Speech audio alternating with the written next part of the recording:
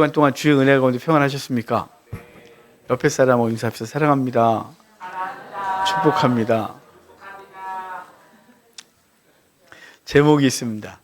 제목 같이 읽겠습니다. 나는 날마다 죽노라. 아멘. 오늘 바울이 오늘 본문 중에 나는 날마다 죽는다 그래요. 부활에 대해서 계속 얘기를 하고 있거든요. 근데 오늘 부활은요, 결론은 어디서 맺냐면 거룩한 삶으로 맺어요. 부활을 믿는 사람은 삶이 바뀐다는 거죠. 오늘 전체 얘기가 그거예요. 그래서 바울은 나는 날마다 죽는다 이렇게 고백할 거거든요. 오늘 본문을 좀 보면서 오늘 본문을 통해 우리에게 말씀하신 주의 음성을 듣도록 하겠습니다. 자, 29절 같이 읽겠습니다. 만일 죽은 자들이 도무지 다시 살아나지 못하면 죽은 자들을 위하여 세례를 받는 자들이 무엇을 하겠느냐? 어찌하여 그들을 위하여 세례를 받느냐? 아멘. 만일 죽은 자들이 다시 살아나지 못한다면 죽은 자들을 위하여 세례를 받을 이유가 뭐냐? 이렇게 말하거든요. 이 구절이요, 난해 구절 중에 하나예요. 그래서 해석이요, 3, 4지까지가 넘어요. 죽은 자는 뭐며 세례를 받는 것이 뭐며 죽은 자를 위해서 왜 세례 받느냐? 온갖 해석들이 있어요. 사실은요, 이 문장 안에서만 헤매면 이런저런 얘기 나올 수 있거든요.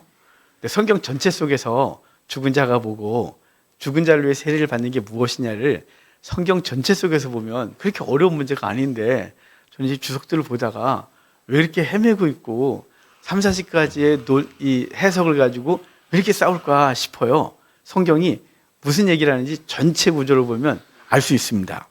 여기 보면 만일 죽은 자들이 도무지 살아나지 못한다면, 이게 전제예요. 죽은 자들이 살아나는 것이 우리가 해야 될 어떤 일을 위하여 사명을 주는 거거든요. 만약에 부활이 없다면 우리는 어떻게 살 것이냐? 우린 부활을 믿기 때문에 어떻게 살아야 된다 그러는데요. 먼저는 죽은 자를 위하여 세례를 받는 게 필요하다는 거예요. 그러면 여러분, 우리 믿는 사람들은 장례식 가서 절 안 하잖아요. 그것 때문에 우리는 초기에 순교 엄청 많이 했어요. 가톨릭에서는 하도 많이 죽으니까 교황청에서 그거는 조상 숭배가 아니라 예다 그래갖고 제사도 되고 천황 숭배까지 했었죠. 그게 우리의 역사예요. 그렇지만 우리는 못한다, 찔러라, 베라, 목 내밀고 지금까지 살았어요. 지금도 믿는 사람들이 믿지 않는 가정에 있다가 믿으면 제일 문제가 제사 문제잖아요. 왜 우리는 제사를 안 하냐면 믿는 자, 죽은 자에게 절할 수 없다. 이게 우리가 갖고 있는 신앙이거든요. 그런데 죽은 자를 위해 세례를 받다는 게 대체 무슨 소리냐 이거죠. 그래서 누구는 죽은 사람을 위해서 세례를 받고 그래서 그 지옥에 있는 사람 올리는 거다, 뭐 이런저런 얘기 하는데 전혀 아니고요. 자, 그러면 성경적인 해석을 알려드릴게요. 그럼 죽은 자가 뭐냐? 자, 제가 이 죽었다는 걸 수도 없이 얘기했어요. 자, 예수 믿지 않고 죽은 사람들은 이미 죽었고 또 죽는 거예요. 그러니까 우리 육신의 죽음을 잔다 그랬고요. 죽음을 뭐라고 말했냐면 하나님과 관계가 단절된 걸 죽었다 그랬어요. 그렇죠? 그래서 에베소서 2장에 허물과 죄로 죽었던 너를 살렸다 그랬거든요. 우리가 언제 죽었었어요? 우리는 관계가 단절돼 있었죠. 아담의 범죄, 그 범죄로 인하여 우리는 아담과 함께, 아담이 대표성을 갖고 있고 우리 모두가 다 하나님과 단절돼 있었다. 그 단절을 죽었다 그러는 거예요. 사랑하던 사람하고 싸우고 막 그러면 죽는 느낌인 거죠. 단절됐잖아요. 한 집에 살지만, 그렇죠, 한 침대에 누워있지만 등 돌리고 자고 있잖아요. 단절된 걸 죽었다 그래요. 그러니까 여기 죽은 자들이란 말은 하나님과 관계가 깨진 사람들, 하나님과 관계없이 살아가고 있는 그 사람들, 믿지 않는 사람들을 죽은 자 이렇게 말하는 거예요. 그럼 죽은 자를 위해 세례를 받는다 이 말은요, 세례가 어떤 의미가 있는지 보면 알아요. 세례를 로마서 6장에서 아주 많이 깊게 설명했거든요. 이 바울이 고린도전서를 쓰고 얼마 있다가 고린도 후서를 쓸 거란 말이에요. 바울의 사상 속에서 세례가 갖고 있는 의미가 있어요. 그것은 예수님과 함께 죽고 예수님과 함께 살 건데요. 세례는 예수님과 연합이라는 기본적인 의미가 있어요. 예수님과 연합이요. 자, 세례 받는 것은 그분과 연합한다는 거예요. 자, 그러면 죽은 자를 위하여 세례 받는 것이 무슨 유익하냐? 그것은 죽은 자들을 위하여 우리는 누가 연합되어 있냐면요, 예수 그리스도와 연합되어 있어요. 예수 그리스도와 연합되어 있어서요, 예수님의 비전이 내 비전 되고요, 예수님의 삶이 내 삶 되고요, 예수님의 죽으심이 내 죽음 되고요, 예수님의 부활이 나의 죽음이 된 거예요. 그러니까 예수님이 왜 이 땅에 오셨냐? 하늘 보자 버리시고 빌립보서 2장에 그가 하나님과 동등됨을 취하지 아니하시고 사람의 모양으로 오셔서 죽기까지 복종하셨대요. 그리고 그 복종하신 그 사건을 우리에게 주셔서 이제 너희가 내가 하던 걸 내가 너희한테 줄 테니까 너희가 그 사명 감당해. 그래서 우리 예수 그리스도의 부활과 그리고 승천 이후에 성령을 받고 성령을 통해 누구와 연합됐냐면 하나님 예수 그리스도와 연합이 된 거예요. 그걸 뭐라고요? 세례 받았다고요. 이해가 되십니까? 세례 받았다는 우리는 그냥 물 세례를 받고서 성부와 성자와 성령 이름으로 세례를 주느라 끝라고 굉장히 형식적인 것으로 느껴질 수 있지만 그 형식은 본질을 우리에게 드러내는 거예요. 그냥 우리는 공포의식이거든요. 공표의식. 세례 받으면 난 예수 그리스도와 하나 됐다. 내 과거는 예수님의 죽으심과 함께 십자가에 달려버렸고 난 이제 그리스도가 살아나신 그 이후 나도 주님과 함께 산다. 이게 세례예요. 그러니까 자 지금 전체적인 얘기를 하면 죽은 자를 위하여 세례를 받는다는 게 무슨 뜻일까요?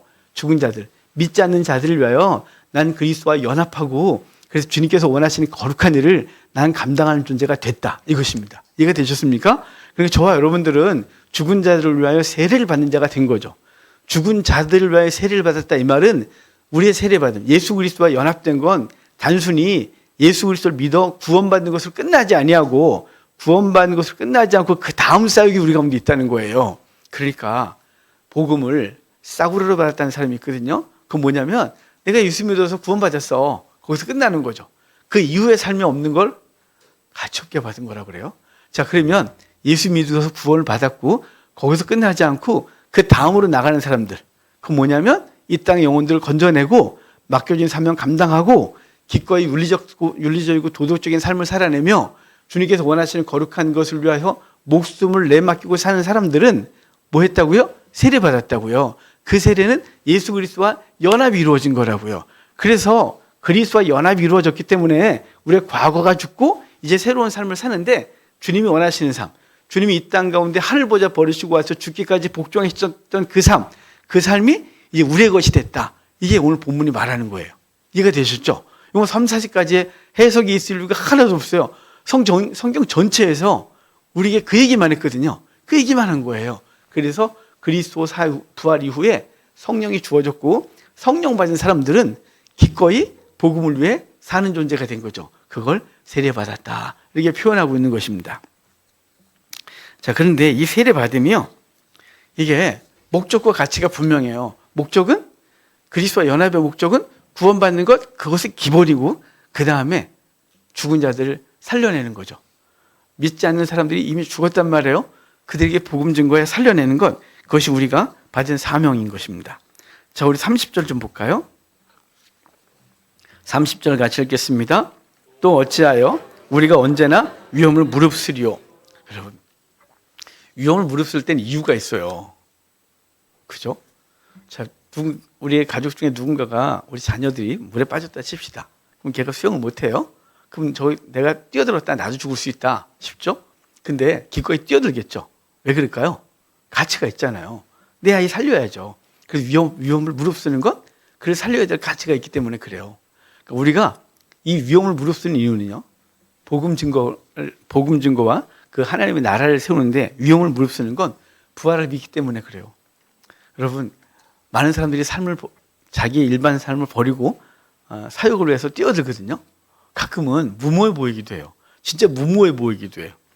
우리 최하림 선교사님 부모님, 최하림 선교사님 우리 교회 저한테 공부하러 올 때 초등학교 학생이었어요. 근데 그 집이 온 가족이 다 와서 성경 전체를 공부했거든요. 그리고 끝나고 얼마 있다가 선교 나가셨어요. 나갈 때 아이들이 다 이게 좀 안 좋아가고 다 수술하고 나간다고 그래서 그 잘 다니던 대기업 다 제껴두고 정말 무모할 정도로 내가 말렸다니까요. 목사가 선교하는 걸 말릴 정도면 이상하잖아요. 왜 이렇게 무모하냐? 왜 그럴까요? 이렇게 사는 게 무슨 가치가 있느냐? 복음이야 나는 기꺼이 이 위험을 감수하겠다. 이게 복음 증거자들의 삶의 자세인 거죠. 그러면 나는 선교 안 나가니까 난 괜찮다? 아니죠. 여러분이 이 땅에 사는 동안 우리 위험을 무릅쓰고 살아가고 있어요. 조금 있다가 바울은 난 날마다 죽노라 할 것이고요. 그리고 이제 그 뒤까지 여러 가지 얘기할 거거든요.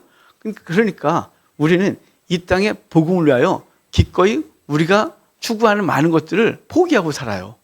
위험을 무릅쓰는 거죠. 실패할 수 있는 위험, 미래가 보장되지 않는 위험, 그 위험을 무릅쓰고 그 삶에 뛰어드는 거예요. 왜 그럴까요? 이 땅이 다라면 절대 그러는 건 아니죠. 그것처럼 비합리적이고 바보 같은 삶이 어디 있어요? 그런데 죽음 이후에 부활이 있기 때문에, 영원한 삶이 있기 때문에 그것을 바라보고 오늘 내가 감당해야 될 위험을 기꺼이 무릅쓰고 살아간다. 이게 바울이 지금 우리에게 말씀해 주고 있는 것입니다. 그러니까 저와 여러분들이 복음을 위해 사는 것, 그것은 일반적인 삶을 때로는 내려놓을 수밖에 없을 때가 있어요. 여러분이 사업을 하고 직장 생활하고 또 무엇인가 투자를 하고 살아갈 때 얼마나 위험해요. 미래가 보장된 게 있습니까? 제가 보니까 미래는 보장된 게 하나도 없더라고요. 요즘 같으면, 그래서 제가 우리 여러분들 위해서 마음이 되게 불편하거든요. 왜냐하면 경제인들은 얼마나 힘들까. 경제를 몰라서 그런지 모르겠지만 세상이 저렇게 뒤집어지고 있는데, 와, 수출하는 사람들, 수입하는 사람들, 기름 써야 될 사람들, 와, 얼마나 힘들까. 이런 생각을 하면, 그리고 무엇인가 투자했는데 갑자기 그 흔들리면, 와, 미래가 흔들릴 것 같고 삶이 흔들릴 것 같아서 저희는 온실에 사니까 잘 몰라요, 여러분. 우리 목사는 세상을 잘 모릅니다. 왜냐하면 교회만 있잖아요. 여기 있고요. 설교하고요. 성도들과 만나고요. 여러분이 헌금하셔서 구번에서 저에게 사례를 주시면 그걸로 사는 데는 문제가 없으니까 저게 무슨 위험한 미래가 전제되거나 그것 때문에 흔들릴 게 별로 없는데, 여러분의 삶은 얼마나 위험해요. 근데 그 삶 속에서도 복음을 위해 살아야 된다는 건, 세상 사람들과 또 다른 기준을 갖고 산다는 건 언제나 위험을 무릅쓰는 거죠. 왜 그럴까요? 이 땅이 다가 아니라 부활이 있고 영원한 세계를 믿기 때문에 저와 여러분들이 미래를 보장할 수 없지만, 세상에서 보장할 수 없지만 기꺼이 그 위험을 무릅쓰고 살아가는 존재가 된 것이죠. 자, 우리 31절 봅시다. 31절 같이 읽어요. 형제들아, 내가 그리스도 예수 우리 주 안에서 가진 바 너희에 대한 나의 자랑을 두고 단언하노니 나는 날마다 죽노라. 여기 사도 바울이 어떤 관념적으로 내가 날마다 죽는다라고 말한 게 아니에요. 실제죠, 실제. 사도 바울 당시에는 기독교 박해가 있었어요. 비록 네로의 박해가 이 고린도 전서를 쓸 때는 없었어요. 고린도 전서 쓸 때는 네로의 박해가 있기 전이고요. 사도 바울이 후반으로 가면 네로의 박해가 본격적으로 시작되거든요. 하지만 로마의 박해는 주 64년 이후에나 시작돼요. 죄송합니다. 네로가 54년에 황제가 되고 64년에 그때부터 아이고 64년에 로마한테 화재가 발생되면서요. 그 원인을 기독교인들한테 씌우면서 기독교인을 죽여요. 그런데 이 로마의 정치적 박해는 그때부터 시작됐지만 기독교인 한동안 안 그랬는데요. 기독교인의 박해는 언제부터 시작됐냐면요. 예수 그리스도의 부활 이후에 곧바로 시작됐어요. 특별히 유대인들에게. 그래서 초대교회 박해는 유대인들에게 시작됐어요. 회당에 가는 곳마다 복음을 전하면 회당에서 유대인들이 그를 죽이려고 했고, 바울이 1차 전도여행 때 갈라디아 지역 가서 복음을 증거했을 때 끄집어다가 돌로 쳐 죽인 줄 알았어요. 그 죽었다고 여긴 곳에서 툭툭 털고 서로 일어났지만 바울의 박해와 고난을 계속됐어요. 그래서 지금 바울이 고린도 온 건 2차 전도여행 때 와 있거든요. 그리고 2차 전도여행 때 와 있고 고린도 전서를 이제 에베소에서 쓰게 돼요. 그러니까 에베소에서 고린도 전서 쓸 때 이때 박해가 계속해서 믿는 자들에게는 박해가 점점 강해졌어요. 로마로부터 박해가 아니라 유대인으로부터 박해가 심했었단 말이에요. 사도 바울이 복음 때문에 이루고 있다는 거죠. 사도 바울이 갈라디아서를 처음으로 복음서를 쓰거든요. 서신서를.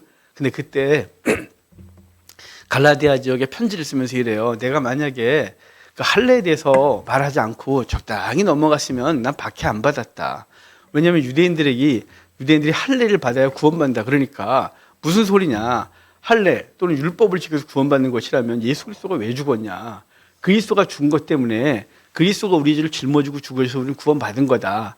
내가 이 진리를 전한 것 때문에 내가 너희들한테 박해를 당하나 이걸 내가 포기할 수 없다는 것이죠. 그러니까 사도 바울은 오직 복음 증거에 최선을 다하고 있는 거예요. 그것 때문에 날마다 박해를 당하지만 그것 때문에 난 날마다 죽는다. 이 말은요. 자신을 내려놓고 죽는 거예요. 오늘 결론적으로 있다가 이 날마다 죽는 것이 무엇인지를 여러분에게 설명을 할 거거든요. 날마다 죽는다는 것은 그리스도가 십자가에서 단번에 죽으셨으나 우리는 그 십자가의 은혜를 입은 순간 우리는 날마다 죽는 거예요. 이게 현재형이에요. 과거에 내가 예수님 믿고 나서 죽었어가 아니고요. 오늘 난 죽는 거예요. 내 육신으로부터, 내 욕구로부터, 세상의 모든 것들로부터 난 죽고 주님이 나를 통해서 무엇을 하실까를 고민하는 존재가 되는 것이죠. 그러니까 우리는 죽음을 피하는 존재가 아니고요. 죽음이라는 걸 통과하여 하나님 원하시는 거룩한 삶을 사는 존재가 된 거거든요. 세상에서 우리 그리스도인들을 박해하고 세상의 가치관과 우리의 가치관이 충돌이 일어날 때 도망가는 것이 아니라 기꺼이 그걸 통과하여 성도다운 삶을 사는 것, 그게 우리의 삶이다 이 말이에요. 그래서 사도 바울은 나는 날마다 죽는다 그래요. 근데 뭐라고요? 자랑한다 그러죠. 자랑한대요. 사도 바울의 자랑은 있는 것을 자랑하는 게 아니에요. 사도 바울이 자랑거리가 얼마나 많은 줄 아십니까? 사도 바울의 학벌이 탁월했어요. 당시 가말리엘 문화생 최고의 학벌이었어요. 사도 바울의 신분이요? 그의 가문은 로마 시민권자였어요. 혈통이 유대인이었지만 그는 로마 시민권자였어요. 어마어마했죠. 그는 그 집안이 사울의 후손이었고 그의 학식이 탁월했으며 그의 모든 것들은 사람들한테 존경받을 만했어요. 자랑할 게 참 많았어요. 사도 바울은 그를 분토처럼 여겼대요. 똥우리요. 똥우리 여기고 뭘 자랑한다고요? 내가 그리스도를 위한 날마다 죽는 걸 자랑한대요. 이게 내 자랑거리다 라고 말하는 것이에요. 우리의 자랑은 돈, 명예, 세상 것들을 갖다 자랑해요. 그래서 예수 믿으면서도 그게 최고의 자랑거리죠. 여러분 예수 믿으면서 우리의 자랑은요. 주를 위해 나는 오늘 어떻게 살았냐를 얘기를 하는 거예요. 내 인생은 주를 위해 내가 어떻게 드렸는지를 자랑하는 거예요. 그게 자랑이에요. 때로는 바보 같아 보이지만 그 바보 같은 짓이 주를 위하여 하나님의 나라를 세우고 죽은 자들을 살려내기 있기 때문에 그 자랑을 사도 바울은 난 이 자랑을 두고 단언한다. 이렇게 말하고 뭘 자랑하냐? 내가 날마다 죽는 거 자랑한다는 거예요. 여러분 우리가 주 앞에서 그렇게 되는 복이 있기를 주의 이름으로 축복합니다. 우리 32절 볼까요? 32절 같이 읽을게요. 내가 사람의 방법으로 맹수와 더불어 싸웠다면 내게 무슨 유익이 있으리요?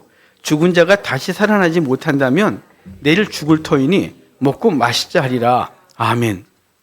지금 에베소에서 사자들과 싸우는 얘기를 하죠.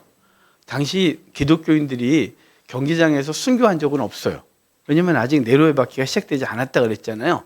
그런데 이 에베소 경기장이 지중해권에서 가장 컸어요. 가장 큰 경기장이었어요. 그러니까 로마 황제 그 베스파시아누스가 되고 티토스가 예루살렘을 함락하고 나서 예루살렘에 있는 그 은봉을 가지고 가고 유대인들을 끌고 가서 로마에다 만든 원형 경기장 있죠. 콜로세움. 그것이 생기기 전까지 가장 큰 경기장이 그 극장, 그때 경기장보다는 극장이 에베소에 있었어요. 어마어마한 사람을 수용했거든요. 근데 그곳에서 사람들을 즐겁게 하기 위해 온갖 유흥이 벌어질 때 사자들의 싸움, 검투사와 사자들의 싸움들을 보여주면서 사람들을 흥분시켰어요. 바울이 말하는 거예요. 그걸 상기시키면서 내가 사람의 방법으로 에베소에서 사자들과 싸웠던 무슨 유익이 있냐. 그래, 검투사의 최고 위치에 올라갈 수 있겠지. 온몸에 칼자국 맞고 그러고서 막 그 로마 검투사들이 엄청나게 인기가 있었거든요. 그 화려한 영광을 받았겠지. 내게 무슨 유익이 있니? 이렇게 말하는 거예요. 그렇지만 여기 죽은 자가 다시 살아나지 못한다면 내일 죽을 터이니 먹고 마시자 하리라. 오늘 우리의 삶에서 힘들고 어려운 시간들을 감당하지만 만약에 죽은 자가 살아나는 것이 없다면 우리는 뭘 하냐? 먹고 마시자 할 거래요. 내일 우리가 살아나지 못할 거니까 오늘 먹고 마시자. 이게요. 당시 쾌락주의자들의 표였어요. 표어가 먹고 마시자였어요. 내일 죽을 것이니 먹고 마시자. 그들이 말했단 말이에요. 근데 이게요. 죄를 짓는 세대는 모든 사람들이 똑같은 소리를 했어요. 이사야서 보면 너희가 기뻐하며 즐거워하여 소를 죽이고 양을 잡아 고기를 먹고 포도주를 마시면서 내일 죽으리니 먹고 마시자 하리라. 그러니까 당시 이사야가 활동할 때에도 사람들의 최고의 가치관은 먹고 마시자예요. 왜냐하면 미래가 없으니까요. 어차피 죽을 거야. 그러니까 오늘 먹고 마시고 즐기다가 죽는 거야. 뭐 이런 거 있잖아요. 예전에 어떤 분에게 담배를 끊으라 그랬어요. 그런데 그분이 이렇게 말씀하세요. 담배를 끊으니 죽는다. 그렇게 좋은가 봐요. 제가 고등학교 때 한번 펴봤거든요. 우리 아버지가 하도 술 담배를 하시길래 나도 한번 해보자. 정말 죄송해요. 피시는 분들은 더러워서 못 살겠어요. 하루 종일 침을 뱉었어요. 여기서 계속 뭐 이상한 냄새가 나는데 죽을 것 같은 거 있죠. 근데 그렇게 좋은가 봐요. 먹고 마시자. 내일 죽으리를 먹고 마시자, 그런 거죠. 여러분, 이게 믿지 않는 사람들의 표라는 거예요. 쾌락주의자의 표인 거예요. 여러분은 어떻습니까? 내일 죽을 터이니 먹고 마시자입니까? 아니면 주님께서 나를 내일 부르실지도 모르니 오늘 내가 맡겨진 사명을 감당하리라 아닙니까? 우리는요, 늘 제가 그러잖아요. 주님께서 오늘 부르시면 주 앞에 서게 하옵소서. 여러분, 이 기도가 여러분의 기도가 되셔야 돼요. 죽음을 날마다 생각하는 사람들은요, 오늘 어떻게 살지를 고민해요. 그건 정말 정답인 거예요. 죽음을 생각하지 않으면요, 내일 먹고 마시고 더 많이 쌓고 누리고 이것에 관심이 있죠. 하지만 죽음을 생각하는 사람은, 부활을 생각하는 사람은 오늘 내가 어떻게 사는 게 유익하냐, 주님이 나를 부르시는 날 내가 주 앞에 어떻게 설 것이냐, 이게 우리의 관심사가 되는 것이죠. 바울은 당시 이사야가 말했던 대로, 그리고 그 당시 쾌락주의자들이 말했던 대로 먹고 마시자 하리라. 뭐가 없으면요, 부활이 없다면, 미래가 없다면 난 오늘을 즐기리라. 그게 당시 사람들이 갖고 있었던 말인 거죠. 다니엘서 12장 2절을 보면요, 구약에서 부활에 대해서 아주 명확하게 말하는 구절 중에 하나가 다니엘서 12장 2절인데요. 이래요. 땅의 티끌 가운데서 자는 자 중에서 많은 사람이 깨어나 영생을 얻을 자도 있고 수치를 당할 자도 있다.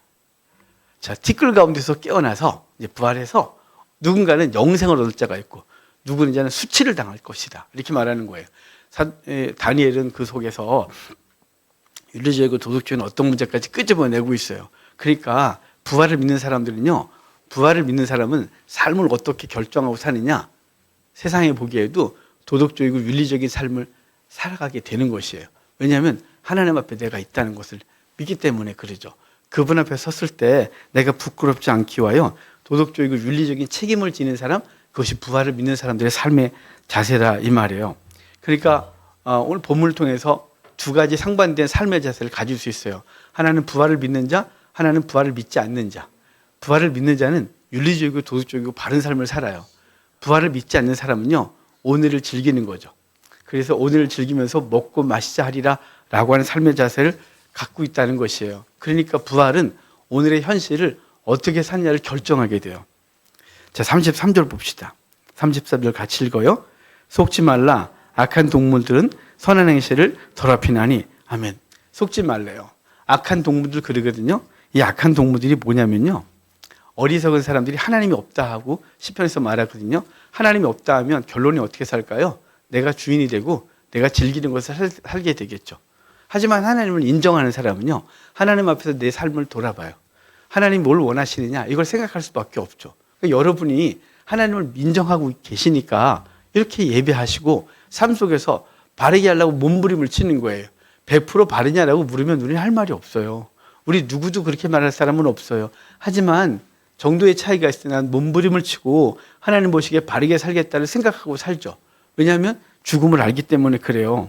근데 여기 어리석은 자들, 악한 사람들은 그들이 뭘 유혹하냐면 부활이 없다 하고 쾌락적인 삶을 이끈다는 거죠. 그래서 그들의 유혹을 받지 말라고 말씀하고 있는 거예요. 자, 그 다음에 이 34절 봅시다. 34절 같이 읽어요. 깨어 의를 행하고 죄를 짓지 말라. 하나님을 알지 못하는 자가 있기로 내가 너희를 부끄럽게 하기 위하여 말하노라. 아멘. 여기 깨어 의를 행하래요. 깼다 이 말은요, 술에서 깨어난 상태를 말해요. 그러니까 술 취하지 말라는 거죠. 그러니까 우리가 세상적인 음주 문화, 그것도 바르지 않아요. 요즘은 뭐 기독교가 술 담배에 대해서 좀 관용적이 돼서 대부분 뭐 그런 얘기를 하고 있지만 어찌됐거나 안 하는 게 좋죠. 청교도주의적으로 안 하는 게 좋습니다. 성도답게. 그런데 여기서 본문이 말하는 건 술 취한 상태에서 깨어나는 걸 깨어있어 이렇게 말하는 거거든요. 우리가 술 취했다가 잘못된 사람들을 레위기에서 알아요. 아론의 아들, 두 아들 나답과 아비후가 하나님께서 원래 주신 불을 통해서만 재물을 태우게 돼 있는데 그날 술을 한잔 했어요. 평소에도 했었겠죠. 그랬다가 술 한잔 한 상태에서 재물을 태워드리는데 여호와께서 주신 불이 아니라 그냥 평소에 하던 대로 뭐 라이터에서 푹 해서 불을 질렀어요. 재물은 탔죠. 하나님이 받으셨어요. 하지만 그 불이 나와 그를 살라 죽인 장면이 있어요. 그래서 그 장면 이후에 그 제사장들이 하나님 앞에 나아갈 때 그 규례가 여러 개 있었는데 그 중에 하나가 더 추가돼요. 추가된 규례가 뭐냐면 너희는 포도주와 독주를 금하여 옳고 그름을 분별하라 그래요. 우리가 이 세상에 제사장으로 살거든요. 제사장으로 살기 때문에 늘 우리는 옳고 그름을 분별하며 살아야 돼요. 근데 세상이란 술에 취하면 분별이 안 돼요.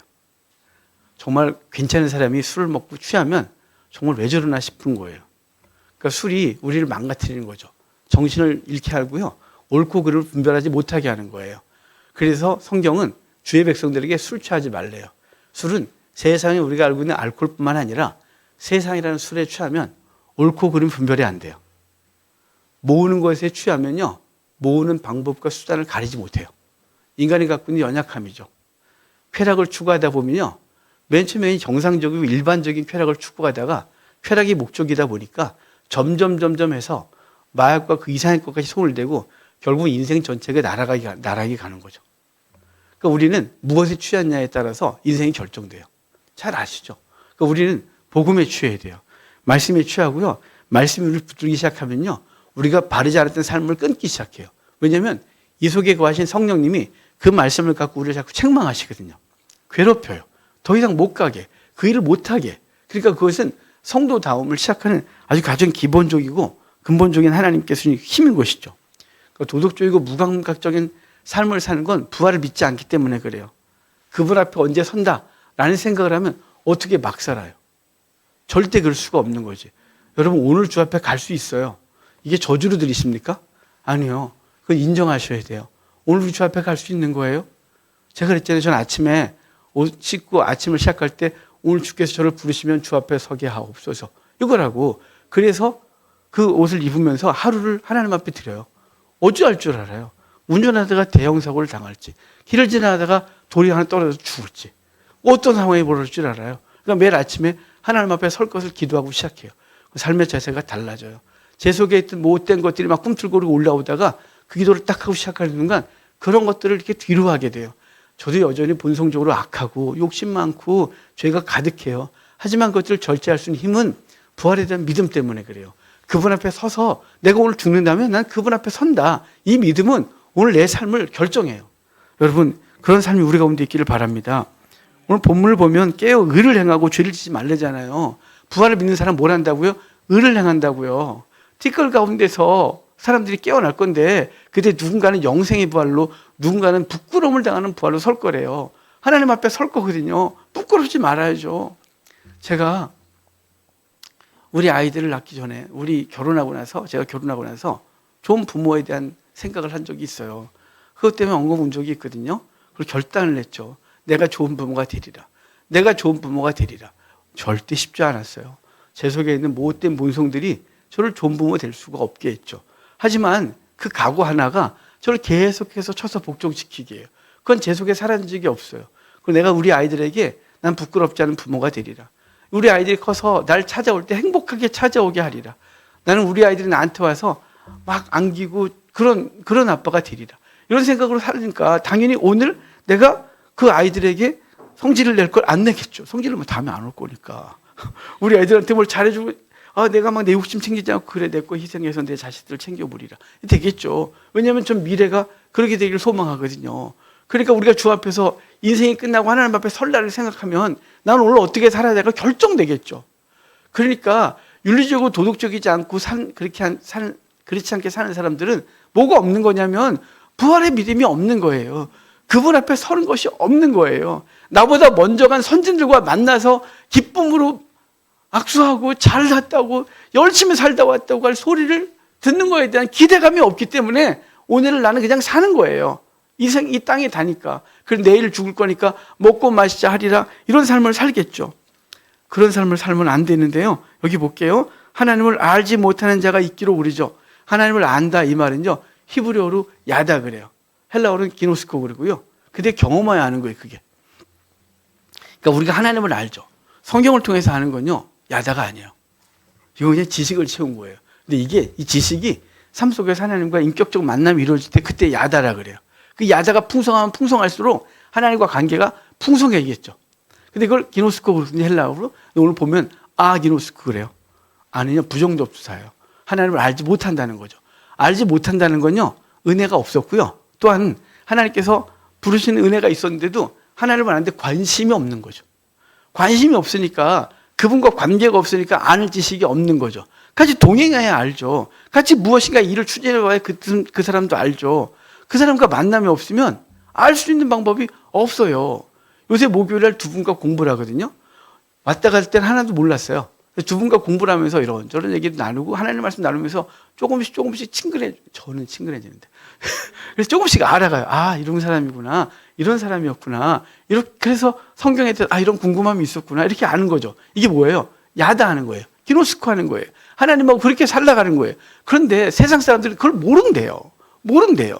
교회를 다니는데 문턱만 왔다 갔다 넘는 사람들은 몰라요. 왜 모르냐면 그분과 동행한 적이 없거든요. 세상 속에서 뭘 결정해야 될 때 주님이 어떻게 해야 됩니까? 라고 물은 적이 없거든요. 그냥 일반적으로 사는 방식대로 얘기 되면 했거든요. 내게 즐거움을 했거든요. 그것이 교회를 다니나 교회 다니지 않아 똑같아요. 그러니까 하나님을 알 수 있는 게 없는 거예요. 그래서 하나님을 알지 못하는 사람들, 그 사람들에 대해서 뭐라 했냐면 내가 있기로 내가 너를 부끄럽게 하기 위해 이 말을 한다. 부끄럽게 하려고 말한대요. 아, 부끄럽다. 내가 하나님을 몰랐구나. 그래, 하나님을 알아가야지. 그래서 부활을 알고 그 성도의 삶을 살아가겠다. 이 말이에요. 여러분, 제가 오늘 제목이 나는 날마다 죽노라 했잖아요. 여러분, 날마다 죽으셔야 돼요. 이 죽노라는 과거 사건이 아니고요. 매일 현재 진행형이에요. 오늘도 죽어야 되고요. 이따가도 죽어야 되고요. 내일도 죽으셔야 돼요. 그럼 무엇 때문에 어떻게 죽느냐? 무엇에 대하여 죽느냐가 중요하겠죠. 먼저요, 세 가지를 말씀드릴 건데, 첫 번째는 자기 자신에 대해 죽는 거예요. 자기 욕구와 자기에 대해서 죽는 거죠. 우린요, 사람들의 평가가 되게 중요하게 여겨지거든요. 하나님의 평가에 대한 생각보다는 사람이 날 어떻게 평가하느냐가 더 중요한 삶을 살아요. 여러분, 하나님이 어떻게 보시냐가 정말 중요해요. 그러니까 자기를 좀 내려놓을 수 있으셔야 돼요. 사람의 평가, 칭찬 그것에 목말라서 쫓아내다 보면 하나님이 원치 않는 삶을 살게 되죠. 자기 중심적인 것과 죽어야 되는데 늘 자기 행복, 자기가 중요해요. 근데 사실은 예수 그리스도를 믿는 순간 이타적이 돼요. 그리스도의 사랑을 깨달으면요, 주님이 나 같은 거에 죽으신 것 때문에 나도 내 가족과 내 주변 사람을 위해서 어떻게 희생하지? 이런 생각을 하게 돼 있어요. 그러니까 첫 번째는 자기 중심적 신앙의 삶에서 죽으셔야 돼요. 자기에게 죽는 거예요. 두 번째는요, 세상 가치 체계에 대한 죽음이에요. 세상에서 평가하는 성공의 방식대로 살아가는 것이 아니고요, 하나님이 평가하시는 성공의 방식대로 살아가는 자들이 되어야 하죠. 때로는 불이익을 감당하고요, 때로는 손해를 보셔도 하나님이 기뻐하는 것이었다 그러면 기꺼이 그렇게 살아가는 것이에요. 그게 세상 가치 체계로부터 죽는 거죠. 세 번째는요, 죽음에 대한 그 죽음의 공포에서 벗어나는 거예요. 죽음이 안 두렵다? 저한테 물으시면 무서워요. 무슨 얘기냐면 그 과정이 무서워요. 제가 예전에 죽을 뻔했거든요. 너무너무 아파서 죽을 뻔했어요. 정말 이거는 죽는 게 낫겠다 싶었고, 우리 가족들은 제가 그때 죽는 줄 알았어요. 30대 후반에. 췌장염이 급하게 왔는데 모르니까요. 가면 체했다고 그러고, 이병원 가서 체했다고 체한약 주고, 한의원 가면 침 놔주고, 너무너무 아팠어요. 물만 먹고 토하고 한 달 정도를 아픈데 바싹바싹 마르더라고요. 아, 이렇게 죽는구나. 기어다녔어요. 이렇게 너무 아프니까요. 죽는 게 낫겠다 싶더라고요. 그래서 이제 진단을 받고서 치료 받았지만, 그때 그 죽음의 고통이 아파서 죽는 건 너무 힘들겠더라고요. 물에 빠져 죽는 고통 아세요? 죽기 직전까지 물에 빠져서 어릴 때 수영하다 물에 빠져갖고 이래서 죽는구나 이렇게 경험한 적이 있어요. 그리고 이제 시골에 살면 다 그런 경험합니다. 동네 형이 건져줘서 살았지. 그럴 때 그 고통은, 과정은 무서워요. 과정은 진짜 무섭습니다. 하지만 죽음 자체가 무섭지 않습니다. 왜냐면요, 뭘 믿기 때문이냐면 부활에 대한 분명한 믿음이 있기 때문에 그래요. 죽음 이후에 그분의 나라에서 영원히 살고 영원히 그분과 함께 생각을 하면 행복합니다. 그 저보다 미리 간 믿음의 선진들, 그리고 함께 신앙생활했던 집사님들, 그분들 보고 싶습니다.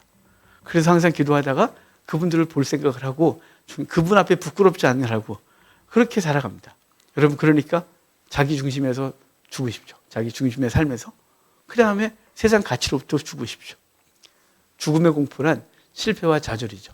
여기 우리가 죽는다 이 말은 세상에서 실패하고 이런 거잖아요. 그런 공포로부터 자유하십시오.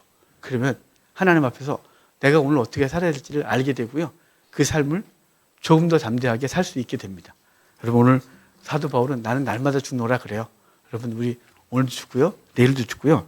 삶 속에서 내일 복음 때문에 죽는 삶이 되시길. 그래서 여러분을 통해서 죽은 자들이 살아나는 귀한 역사가 있기를 주의 이름으로 축복합니다. 성찬합시다.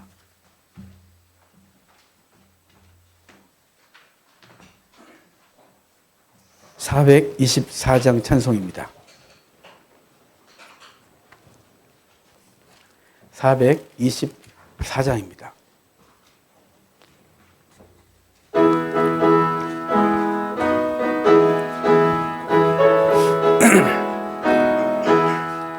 아버지여 나의 마음을 맡아 주관하시고 완악하고 교만한 것 편케 하여 주소서.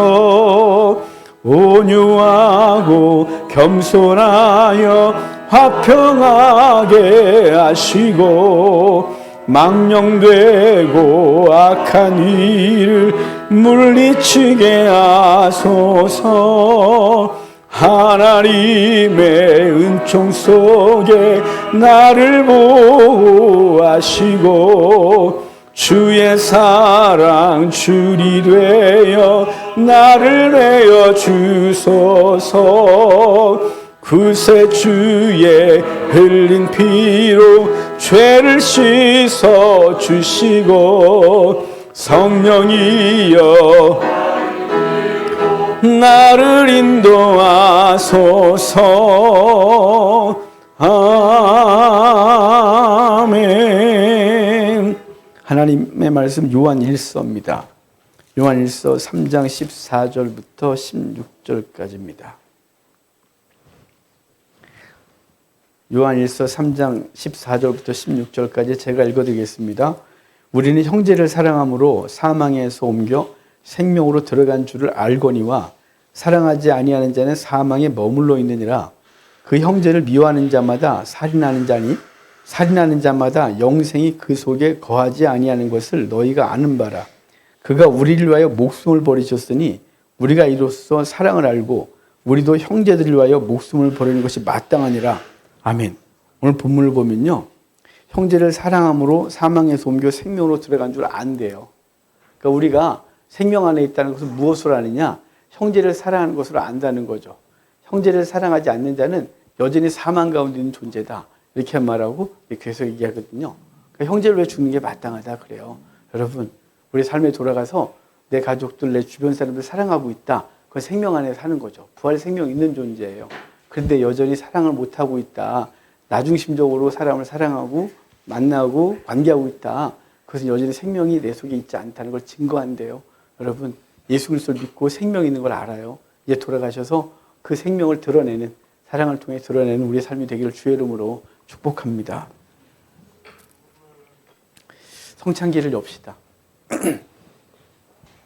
이 무교병에 대해서 다시 설명드리면, 무교병은 예수 그리스도를 의미합니다.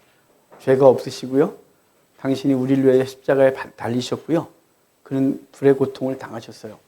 그리고 이것을 당신의 몸을 우리에게 찢어주셨습니다. 누구한테 찢김 받은 것이 아니라 자발적으로 찢어주셨습니다. 그 은혜를 입은 우리도 돌아가서 우리의 몸을 우리의 형제와 자매들을 위하여 내어주는 삶을 살기를 주의 이름으로 축복합니다.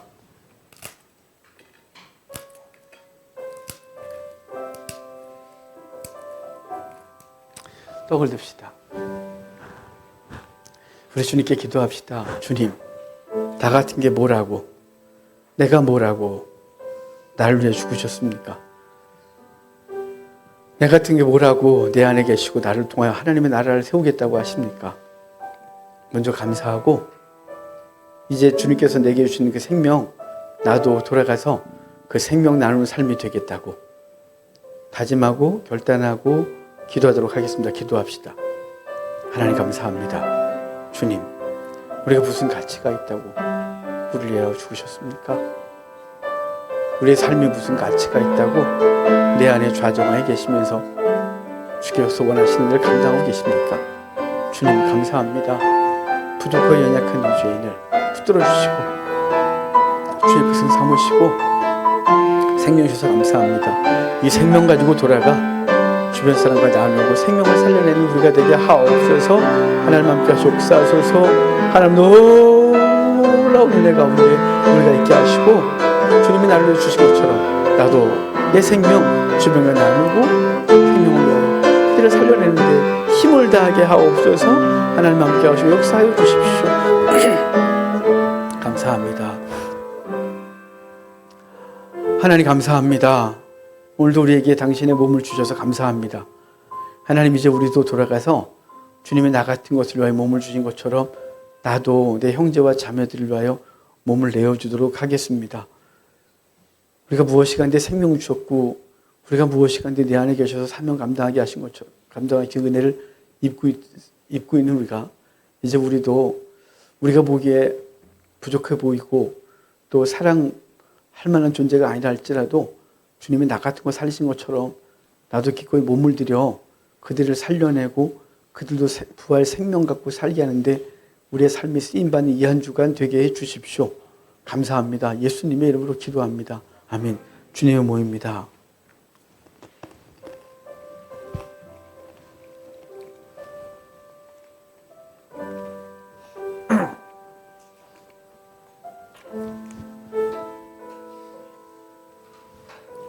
주님은 식후에 잔을 가지시고 우리에게 주시면서 이거 내가 너를 위해 흘린 피라고 하셨습니다. 언약의 피라고 하셨는데 구약의 물로 죄를 씻으시고 피로 그 모든 것들을 또 정결케 하고 생명 준 것처럼 주님께서 우리에게 그것을 주셨습니다. 이제 우리 돌아가서 정죄하고 판단하는 자가 아니라 정말 희생하고 사랑하고 섬기는데 힘을 다하는 우리가 되기로 다짐하는 시간 되도록 합시다.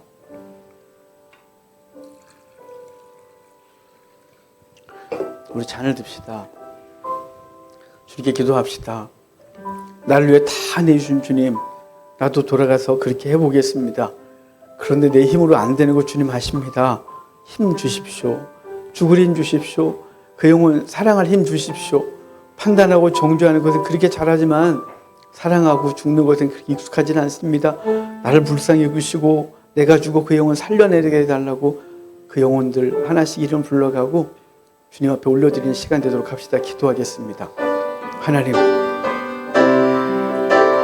주를 위하여 죽기로 작정하지만 죽을 힘은 없습니다. 예식을 할 때는 생각이 나지만 돌아가면 생각하기도 싫은 사람입니다. 하나님, 대체 어떻게 하면 좋습니까? 우린 예수를 믿는데 믿는 자의 삶은 없고요. 주님이 나를 위해 죽으셨는데 나는 주를 위해 죽을 용기는 없습니다. 주님 불쌍히 여기시고 기꺼이 생명을 살리는 일에 우리 인생을 다 걸게 하옵소서. 주님이 모든 걸 주셨듯이 저도 그렇게 하소서. 정죄하고 판단하고 욕하는 일을 그렇게 잘하면서도 죽고 희생하는 일이 약합니다. 주님, 죽은 힘 주십시오. 진행을 다 뽑아 생명을 살리게 하여 주십시오. 하나님 함께 역사해 주십시오. 주님, 오늘 이름 올려드리는 사람들을 기억해 주십시오. 하나님 감사합니다. 오늘도 우리에게 은혜 주셔서 주님이 우리에게 모든 걸 주셔서 살려주신 것을 기억하고 우리도 돌아가서 나에게 맡겨진 사람들을 위하여 생명 다하여 힘을 쓰고 그 영혼을 살려내는 일을 다짐하고 결단하고 기도하게 하셔서 감사합니다. 주님, 조건 바라지 않도록 하옵소서. 정죄하고 판단하는 일을 좀 뒤로 미루게 하시고 정말 사랑하고 아끼는 일에 힘을 다하게 하셔서 그 영혼 살아나는 복을 받게 하시고 나보다 더 훌륭한 믿음의 사람 되는 것을 보는 복을 허락해 주십시오.